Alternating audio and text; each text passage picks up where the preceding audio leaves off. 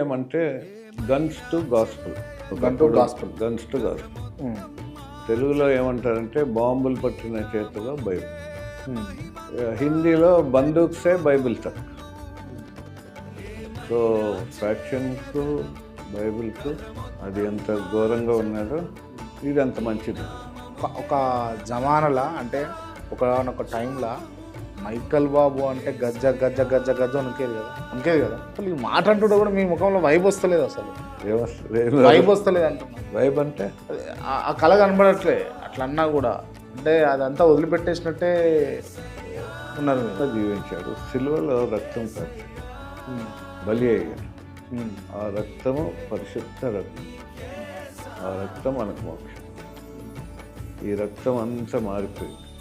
రాజకీయాలు, ఫ్యాక్షన్, తాగు, భయంకరమైన పాపిష్టం.